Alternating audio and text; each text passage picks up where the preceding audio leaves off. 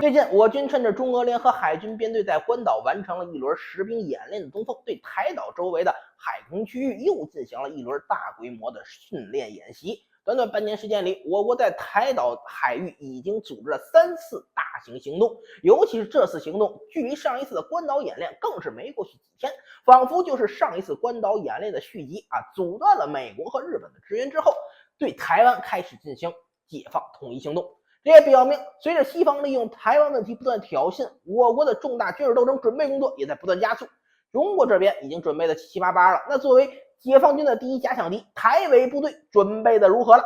当然也准备好了，他们早就把新的部队营区建在高中和幼儿园边上了，随时准备应对解放军的炮击和导弹。台湾伪军但凡干一点跟人沾边的事，他也不至于一点人性都没有。什么意思啊？不就是解放军只要敢上台湾，他们就敢用小孩当沙包吗？欺负解放军有道德是吧？真就老国民党的招数都学会了是吧？当年解放战争，国民党怎么没用老百姓威胁解放军？今天伪台政府他还怎么干？除此之外，台伪军还把大量坦克、防空导弹藏在居民楼中间，藏在高架桥下方，摆明了就是拿解放军的道德当自己的挡箭牌。同样的手段，你就去美国试试。当年卡扎菲他就是把近卫部队的军营安放在幼儿园附近，然后美国佬来了，他们直接一轮饱和打击，把军营和幼儿园一起给扬了。当然了，咱是解放军嘛，肯定不能这么做，所以我们得用精确弹药减少损失，减少对居民的损失。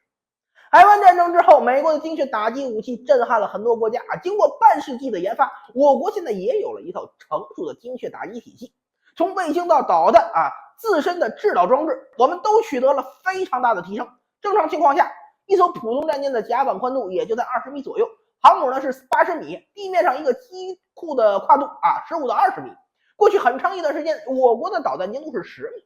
这个误差打之前我说的这些目标肯定是高了呀。就算是一发落空了，打个2、3发也能命中目标。但你现在台湾伪军不讲武德把营区修在幼儿园边上，那这个精度肯定不高了，一个不小心就会误伤。但现在中国的导弹精度已经从10米级提升到了分米级。早在2016年时候，我国火箭军就进行过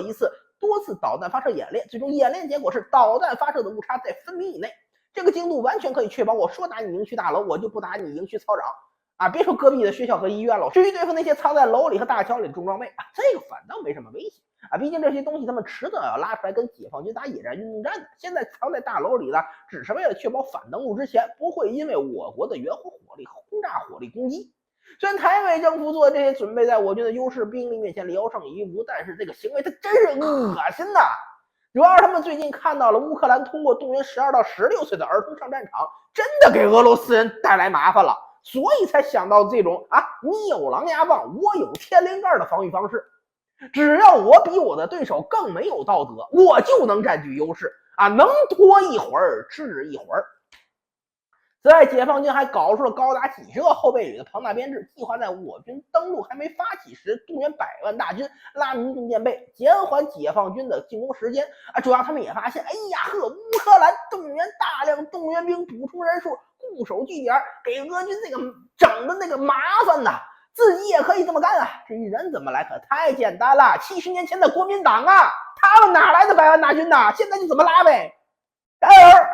台伪军没有对巷战做过训练，也没有进行系统性巷战演习。台湾最重要的军演汉光军演每年讨论的是如何避免进入巷战，默认解放军进入台湾城市就是演习失败。所以现在台伪的行动很矛盾嘴上说要打长期作战，做的呢是反登陆作战和短期作战的准备，同时还想牺牲民众，以民众为掩护，要打守城战。其政治环境又决定他们不敢在这件事情上多下功夫只能在野战上多练练。从这个角度上讲，台委天天喊以武拒统，喊着要给解放军造成重大伤亡计划练了一大堆，演习也搞了一大堆，就是这个仗怎么打呀，他们始终没能达成共识。台军方面想拖民众下水拉壮丁，台委政府也想，但是害怕屁股下的位置不保，明目张胆搞，这个还没打仗自己就得下台了以至于现在台委的防御策略是割裂和混乱的。但是从长远来看，台当局和台委大概率还是会做出让民众做肉盾这种事情。毕竟阻止他们的不是道德，是帽子呀。我军必须做好对方彻底放弃人性的准备。